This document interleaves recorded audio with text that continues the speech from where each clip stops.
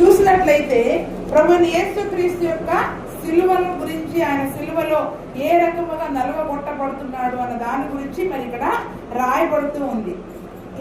ప్రభువైన యేసుక్రీస్తుని నలుగగొట్టుటకు మరి దేవునికి ఇష్టమైందంట. ఏంటండి? దేవునికి ఇష్టమైంది. ఎందుకు ఇష్టమైంది? అతనికి ఎందుకు వ్యాధి కలగజేశాడు? మరి వ్యాధి కలిగి అంతగా నలుగగొట్టబడినంతగా దేవుడు ఎందుకు ఇష్టపడ్డాడు అనే మాటలను కూడా మరి మనం చూసుకున్నట్లయితే అక్కడ చూడండి, అతడు తన్ను తానే అపరాధ పరిహారార్థ బలి చేయగా అతని సంతానము చూచును. అంటే ఇక్కడ ప్రభువైన యేసుక్రీస్తుల వారు తన్ను తానే అపరాధ పరిహారార్థ బలిగా తన్ను తాను అర్పించుకున్నారు. ఏంటంట? అపరాధ పరిహారార్థ బలిగా తన్ను తాను అర్పించుకున్నారు. ఈ యొక్క కార్యక్రమం వలన మరి అతను ఆ రకముగా తనను తాను సిలువలో బలిగా అర్పించుకోవడం వలన అతడు దీర్ఘాయుష్మంతుడు అయ్యాడు. అంతేకాకుండా యెహోవా ఉద్దేశం అతని వలన సఫలమైంది. అంటే తండ్రి యొక్క చిత్తం నెరవేర్చబడింది. ఏంటంట? తండ్రి యొక్క ఉద్దేశము, మరి సమస్త మానవుల విషయంలో తండ్రికి ఉన్న ఉద్దేశం ఏంటి, తండ్రికి ఉన్న ప్రణాళిక ఏంటి, ఆ యొక్క ప్రణాళిక, ఆ యొక్క ఉద్దేశం ఏమైపోయిందంటే సఫలమైంది. ఆ యొక్క కార్యము జరిగిందంట. దేని వలన? ప్రభువైన యేసుక్రీస్తు తన్ను తాను అక్కడ అపరాధ పరిహారార్థ బలిగా అర్పించుకోవడం వలన, ఆయనను సిలువలో నలగొట్టడం వలన ఆయనకి వ్యాధి కలిగించేంతగా మరి అతనిని బాధ పెట్టడం వలన. చూడండి, మరి ఒక వ్యక్తి అంతగా బాధపడటం వలన, అంతగా శ్రమ పెట్టడం వలన మరి దేవుని యొక్క ప్రణాళిక అనేది ఒకటి నెరవేరడానికి అక్కడ కారణమైందండి. ఈ రోజు మనకి కొంచెం వ్యాధి వచ్చినా, కొంచెం నలగొట్టబడ్డా, కొంచెం బాధ వేసినా మనం తట్టుకుంటామా? ఏమంటాం? ఏమని ప్రార్థన చేస్తాం? వెంటనే ఈ సమస్య తొందరగా తగ్గిపోవాలి, శీఘ్రంగా తగ్గిపోవాలి, వ్యాధి తొందరగా తగ్గిపోవాలి కదండి. వారం రోజుల్లో తగ్గేది కూడా మనకి ఎలా ఆశపడతాం? 3 రోజుల్లో తగ్గిపోవాలి. అసలు ప్రార్థన చేయగానే వెంటనే జబ్బు విడిచిపోయింది అని అంతగా మనం ఆశపడతా ఉంటాం, ఎదురు చూస్తూ ఉంటాం. కానీ చూడండి, దేవునికి మరి కొన్ని ఉద్దేశాలు అనేవి మనుషుల పట్ల, దేవుని పట్ల, మరి మన పట్ల కూడా ఆయన ఉంటాయి. అక్కడ మరి యేసు ప్రభువుల వారి నలగొట్టడానికి, వ్యాధి కలుగజేయడానికి ఒక కారణం ఉంది. దాని వలన దేవుని యొక్క ఉద్దేశం అనేది నెరవేరింది. ఏంటంట? దేవుని యొక్క ఉద్దేశం అనేది నెరవేరింది. అందుకనే కొన్ని వ్యాధులు గాని, శ్రమలు గాని మన జీవితంలో ఒక ఉద్దేశం కొరకే దేవుడు ఉంచుతాడు. దాని వలన ఏదో ఒక మేలు కలుగజేయడానికి దేవుడు మనకు ఉంచుతాడు. కానీ ఊరికేనే ఏ శ్రమని, ఏ శోధనని కూడా, ఏ యొక్క వ్యాధిని కూడా దేవుడు మనకి ఊరికేనే అనుమతించాడు. దాని వలన ఏదో ఒక మేలు మనకు ఉంటుంది. అయితే ఇక్కడ ప్రభువైన యేసుక్రీస్తు వారు తన్ను తానే అపరాధ పరిహారార్థ బలిగా చేసుకున్నాడు అని మరి మనము చూస్తూ ఉన్నాం. అంటే మరి మనం బలులలో చూసినట్లయితే 5 రకాల బలుల గురించి మరి మనం నేర్చుకున్నాం. గుర్తున్నాయి ఎవరికైనా? 5 రకాల బలుల గురించి మరి మనం నేర్చుకున్నాం. మొట్టమొదటిగా దహన బలి, తర్వాత సమాధాన బలి, నైవేద్యము, పాప పరిహారార్థ బలి, అపరాధ పరిహారార్థ బలి. అయితే చివరిది అపరాధ పరిహారార్థ బలి. ఎందుకని దేవుడు అపరాధ పరిహారార్థ బలిగా మరి చేయబడ్డాడు అన్న సంగతులను గురించి మరి ఈ రోజు మరి మనము ధ్యానం చేసుకుందాం. ఎందుకు అపరాధ పరిహారార్థ బలిగా చేయబడ్డాడు అనే మాటలను మరి మనం చూసుకున్నట్లయితే మరి ఒక మాట చదవండి. ఎఫెసీయులకు రాసిన పత్రిక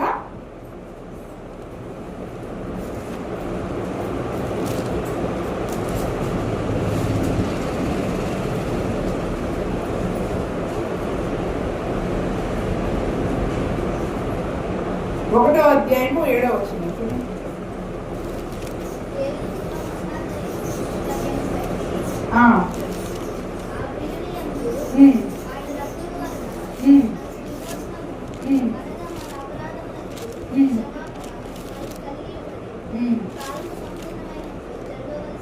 రెండవ అధ్యాయం 1వ వచనం చదవండి.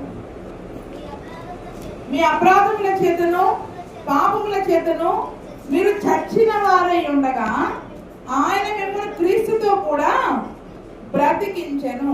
అయితే ఎందుకు యేసు ప్రభుల వారు అపరాధ పరిహారార్థ బలిగా చేయబడ్డారంటే ఆ యొక్క అపరాధముల మూలముగా మనకి ఏమొచ్చిందంట చెప్పండి? మనము చచ్చిపోయిన స్థితిలోకి వెళ్ళిపోయామంట. ఏం జరిగిందంట? ఆ చేసిన అపరాధమును బట్టి మనకి చాలా మందికి పాపము, అపరాధము, అపవిత్రత, ఆ మూడు దగ్గర దగ్గరగానే కనిపిస్తాయి. కానీ పాపము వేరు, అపరాధము వేరు, అపవిత్రత అనేవి వేరు కదండి. అందుకని పాపాల విషయమై పాప పరిహారార్థ బలి అర్పిస్తే అపరాధముల విషయమై అపరాధ పరిహారార్థ బలి అర్పించాల్సి వచ్చింది.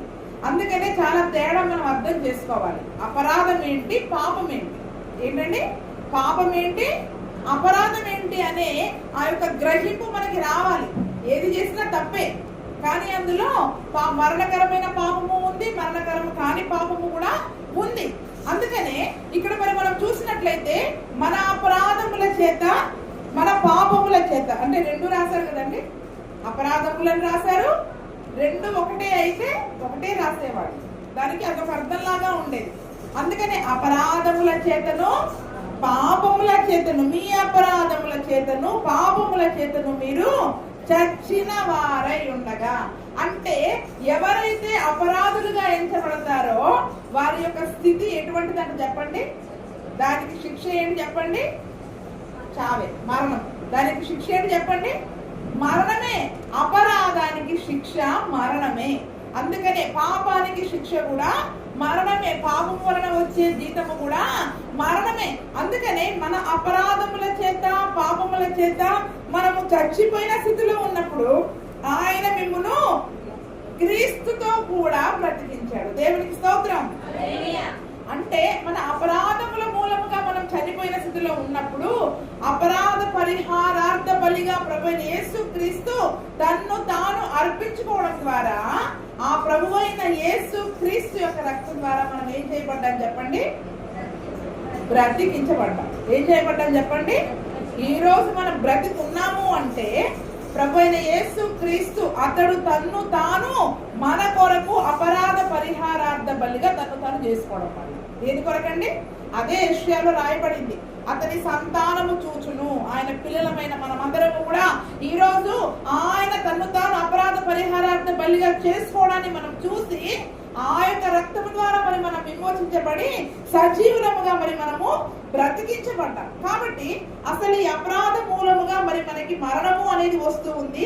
ఇంకా ఏ శిక్షలు వస్తాయో కూడా మరి త్వరగా కొన్ని విషయాలను మరి మనము ధ్యానించుకుందాం. చూడండి, రోమా 5:17, రోమా 5:17-18. ముందు దీని వలన వచ్చే ఆ యొక్క శిక్షలు ఏంటో కూడా మనం చూసుకొని అసలు అపరాధం అంటే ఏంటో కూడా ధ్యానించుకుందాం. రోమా 5:17-18. తాను విశ్వసించిన దేవుని ఎదుట అనగా మృతులను సజీవులనుగా చేయువాడును, లేని వాటిని, అది కాదమ్మా, రోమా 5:17.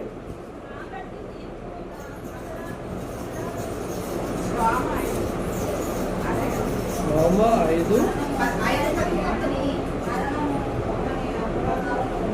5:16 నుండి చదవండి. మరియు పాపము చేసిన ఒకని వలన శిక్షావిధి కలిగినట్లు ఆ దానము కలగలేదు. ఏలయనగా తీర్పు ఒక్క అపరాధ మూలముగా వచ్చినదై శిక్షావిధికి కారణమాయను, కృపావరమైతే అనేకమైన అపరాధముల మూలముగా వచ్చినదై మనము నీతిమంతులముగా తీర్చబడుటకు కారణమాయను. మరణము ఒకని అపరాధ మూలముగా వచ్చినదై, ఏమొచ్చిందంటండి, మరణం ఎలా వచ్చిందంట, ఒక్కరి అపరాధ మూలంగా మరణం వచ్చిందంట. ఏం మూలంగా అంటే మనం అందరం పాపం అనే అంటా ఉంటాం కదా, ఈరోజు నేను అపరాధం గురించి చెప్తున్నా. ఏంటంట, ఒక అపరాధము మూలముగా మరణము ఒకరి అపరాధ మూలముగా వచ్చింది. అంటే అపరాధముల ద్వారా ఏమొస్తుంది, ఇప్పుడు మరణము అనేది సంభవిస్తా ఉంది అనే దాని గురించి మరి నేను చెప్తా ఉన్నా. 18వ వచనం కూడా చదవండి. కాబట్టి తీర్పు ఒక్క అపరాధమున మూలమున వచ్చినదై మనుషులకు అందరికీ శిక్షావిధి కలుగుటకు ఎలాగూ కారణమాయనో, అలాగే ఒక్క పుణ్యకార్యము వలన కృపాదానము మనుషులకు అందరికీ జీవప్రదమైన నీతి విధింపబడుటకు. ఇప్పుడు ఏమొచ్చిందంట, మొదటిది మరణం వచ్చింది, రెండవది తీర్పు వచ్చింది. ఏమొచ్చిందంట, 18వ వచనంలో ఒకటే మాట చూడండి, కాబట్టి తీర్పు ఒక్క అపరాధ మూలమున వచ్చినదై. చాలా అపరాధాలని చెప్పట్లేదండి, ఒకే ఒక్క అపరాధం. ఏంటంట, ఒక్క అపరాధం మూలంగా ఏమొచ్చేసిందంట, మనము తీర్పులోకి వచ్చేస్తున్నాం. ఏంటంట, మరణం అనే శిక్షను తెచ్చుకుంటున్నాము, తీర్పులోనికి వెళ్ళే శిక్షను కూడా మరి మనము తెచ్చుకుంటూ ఉన్నాం. అందుకనే ఒక్క అపరాధ మూలముగా మనకి ఎలాగైతే తీర్పు వచ్చేసిందో, మరి ఆ ప్రభు అయిన యేసు క్రీస్తు తను తాను అపరాధ పరిహారార్థ బలిగా అర్పించుకోవడం ద్వారా మనకేం కలిగిందంట, కృప అనే దానం కలిగిందంట. దేవునికి స్తోత్రం. ఆయన కృపను మనం పొందుకున్నాము. ఏమిచ్చాడంట దానంగా మనకి? దానం. దానం అంటే ఏంటి చెప్పండి? ఏమంటారు దానాన్ని? భిక్ష. దేవుడు మనకి వేసిన భిక్ష ఏంటంటే ఆయన కృప అండి. ఏంటంటే చెప్పండి, ఆయన కృప దానంగా మనకి ఇచ్చాడంట. ఎందుకు? అపరాధ పరిహారార్థ బలి ద్వారా మనకు జరిగిన పుణ్యం ఏంటంటే, ఆ పుణ్య కార్యం ఏంటంటే కృప అని మనకి భిక్షముగా దానంగా వేశాడు. దాన్నే కృపాదానము. చాలా మంది పేర్లు కూడా పెట్టుకుంటారు, కృపాదానము అని. ఏం పేర్లండి? కృపాదానము. అక్కడ ఏముంది చదవండి, చూడండి. ఒక్క పుణ్య కార్యము వలన కృపాదానము మనుషులకందరికి ఏమైందంట, జీవప్రదమైన నీతి కలిగిందంట. మనందరము జీవింపజేయబడడానికి, నీతిమంతులముగా మారడానికి ఒక్క పుణ్య కార్యం ఏంటది? అపరాధ పరిహారార్థ బలిగా యేసు ప్రభు సిలువలో చనిపోవడం, తన్ను తాను నల్లగొట్టుకోవడం, వ్యాధిని కలుగజేసుకోవడము అనే ఆ యొక్క కార్యము వలన మనకి ఏం దొరికిందండి? ఇప్పుడు చెప్పండి, చెప్పాలి, అందరూ చెప్పాలి. కృప దానంగా దొరికింది. అందుకే కృపాదానము. దాని పదాన్ని అర్థం చేసుకోవాలి మనం. ఏం దొరికింది? దేవుడు మనకేసిన భిక్ష అంటే అదేంటంటే అడుక్కునే వాళ్ళకు వేసినట్టు కాదండి. ఆయన దానముగా బహుమతిగా ఇచ్చాడు. ఒక రకంగా ఎలాగంట, ఆయన కృపని మనకి బహుమతిగా ఇచ్చాడు. ఈ రోజు ఆయన కృపను బట్టియే మరి మనము జీవించగలుగుతా ఉన్నాం కదండి. ఎవరన్నా ఊరికే ఇస్తారా కృప? ఎలాగొచ్చింది? మనలో ఏ మంచితనము లేకున్నా, ఏ మాత్రము మనలో నీతి అనేది లేకున్నా, ఇంత చెడుతనముగా మరి ఉన్న మనలని, చచ్చిపోయిన స్థితిలో ఉన్న మనలని ఒక వ్యక్తి ప్రేమించగలుగుతున్నాడు అంటే అది కేవలము ఆయన యొక్క కృప మాత్రమే. కాబట్టి ఆ కృప అనేది మనకి దొరికిందండి. ఈ అపరాధ పరిహారార్థ బలి ద్వారా మనకి దొరికిన దానం ఏంటి చెప్పండి? కృపాదానము. దేవునికి స్తోత్రం. దేవునికి మహిమ కలుగును గాక. ఒక్క అపరాధము చేస్తే తీర్పులోకి వెళ్తున్నాం, ఒక్క అపరాధము చేస్తే మరణానికి వెళ్ళిపోతున్నాం, ఒక్క అపరాధం చేసి నరకానికి వెళ్ళిపోతున్నాం. కానీ ఒకే ఒక పుణ్యకార్యం. ఏది చెప్పండి? ఆ పుణ్యకార్యము యేసు ప్రభు సిలువలో చనిపోవడము, అపరాధ పరిహారార్థ బలిగా తన్ను తాను అర్పించుకోవడం వలన ఆ తీర్పు నుండి, ఆ మరణం నుండి తప్పించుకొని దేవుడు కృపను మనకు అనుగ్రహించాడండి. దేవునికి స్తోత్రం. ఈ రోజు ఆ తీర్పును తప్పించుకుంటున్నాం, మరణాన్ని తప్పించుకుంటున్నాము అంటే దానికి కారణం ఏంటి? ఈ కృపాదానమే. ఏంటి చెప్పండి? ఈ కృపాదానమే.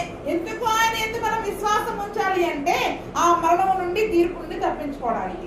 ఎందుకు యేసు ప్రభువుని మనం నమ్ముకోవాలి అంటే మనము చేసిన అపరాధములు, మనం చేసిన పాపములను బట్టి మనము నశించిపోకుండా, చావకుండా యేసు ప్రభుల వారు కలువరి సిలువలో తన్ను తాను అపరాధ పరిహారార్థ బలిగా చేసుకున్నాడు. కాబట్టి ఆయన రక్తమునందు మనం కడగబడిన వారందరికీ కూడా ఆ మరణము నుండి తప్పించుకునే కృపను దేవుడు ఇచ్చాడు. ఆ తీర్పు నుండి తప్పించుకునే కృపను దేవుడు మనకి ఇచ్చాడండి. కదండి. మరి దాన్నే కృప అంటారు కదండి. అమ్మయ్య, చావు తప్పి ఏమంటారు చూడండి, కన్ను లొట్ట తప్పి, చావు తప్పి కన్ను లొట్టపోయింది అంటారు చూసారా? అలాగా ఆ పుణ్య కార్యము వలన, ఆ యేసు ప్రభు యొక్క కృపాదానము వలన మరి మనం మరణాన్ని తప్పించుకొని ఈ రోజు మనం జీవించగలిగిన స్థితిలో మనం ఉన్నామండి. అందుకనే ఆ యొక్క అపరాధముల మూలంగా మరణం వస్తుంది, అపరాధ మూలముగా తీర్పు ఉంటది. అంతేకాకుండా శిక్షా విధి. ఏంటంట? శిక్ష విధి. ఆ చేసిన అపరాధములకు తగిన శిక్షని ఖచ్చితంగా మనము అనుభవించాల్సిందే. కానీ యేసు ప్రభుల వారు తనకు తాను అపరాధ పరిహారార్థ బలి చేసుకోవడం ద్వారా మనము ఆ శిక్షా విధిని తప్పించుకున్నాము, మరణాన్ని తప్పించుకున్నాము, తీర్పు నుండి తప్పించుకునే గొప్ప కృపాదానాన్ని దేవుడు మరి మనందరికీ దయచేశాడు. ప్రభు యేసుక్రీస్తు నామమునకే మహిమ కలుగును గాక. ఇప్పుడు ఏంటండి దేవుని ఉద్దేశం ఏంటి?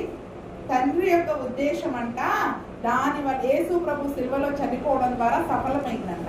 ఇప్పుడు తండ్రి ఉద్దేశం ఏంటి చెప్పండి? మనమందరము రక్షించబడాలి, ఆయనతో పాటు యుగ యుగాలు నిత్యము ఆయన రాజ్యంలో సంతోషంగా ఉండాలి. అందుకని దేవుడు లోకాన్ని ఎంతో ప్రేమించాడు. కాబట్టి ఆయన మనల్ని ప్రేమించాడు కాబట్టి తన అద్వితీయ కుమారునిగా పుట్టిన వారి యందు విశ్వాసం ఉంచి ప్రతివాడు నశింపకుండా నిత్య జీవం పొందుకోవాలని ఆయనని మనకు అనుగ్రహించాడు.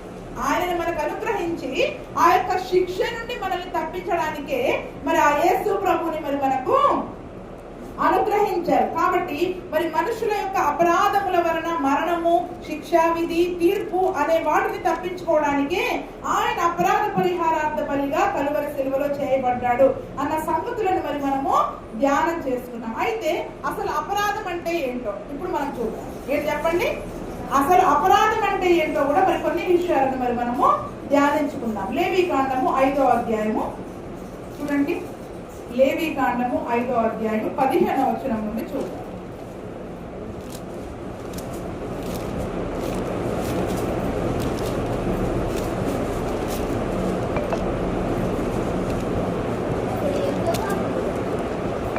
ఒకడు యెహోవాకు పరిశుద్ధమైన వాటి విషయంలో పొరపాటున పాపము చేసిన ఎడల తాను చేసిన అపరాధములకు ఇప్పుడు ఏమంటున్నారు చెప్పండి?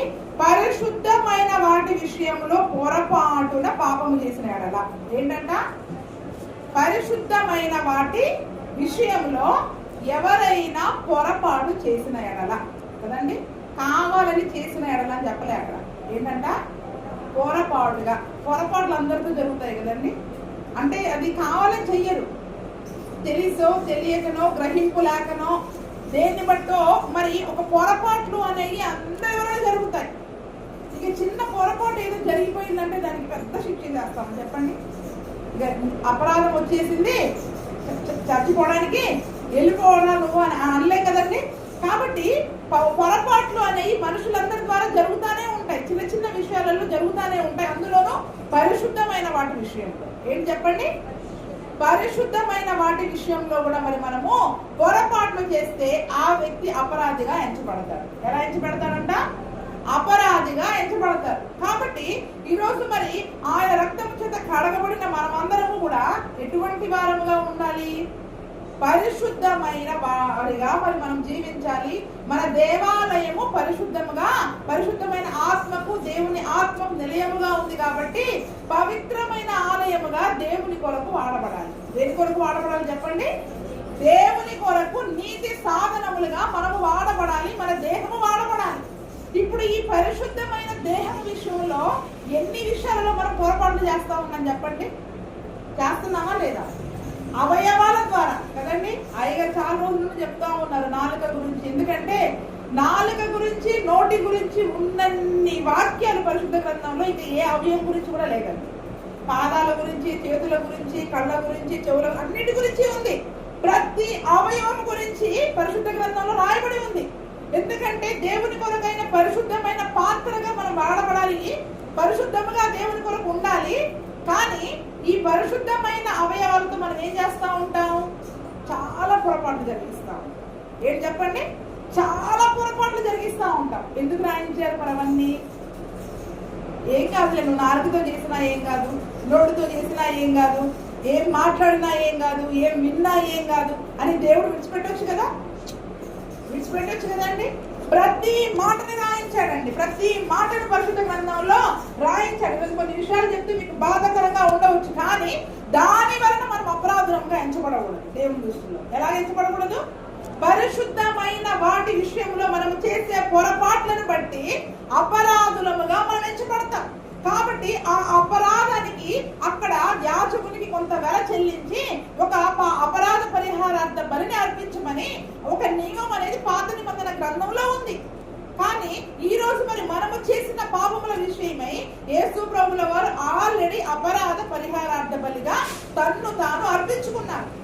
ఇప్పుడు మరి మనం ఆయన రక్తంలో కడగబడి నీతిమంతులముగా మార్చబడ్డాము, పరిశుద్ధమైన జనాంగముగా, ఆయన సొత్తైన ప్రజలముగా మనం ఉన్నాము అని చెప్పుకుంటున్న మనము మళ్ళీ మన అవయవాల ద్వారా, ఈ పరిశుద్ధమైన దేహము ద్వారా, ఈ పరిశుద్ధమైన నీతి సాధనాలుగా వాడబడవలసిన అవయవాల ద్వారా ఏ పొరపాటు చేసినా మళ్ళీ అపరాధం అవుతామా లేదా?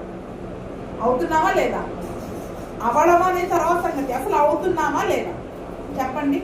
అంటే ఆయన యొక్క సిలువ త్యాగాన్ని మనం ఎంత తక్కువగా చూస్తున్నాం చెప్పండి. లెక్క చేస్తున్నామా?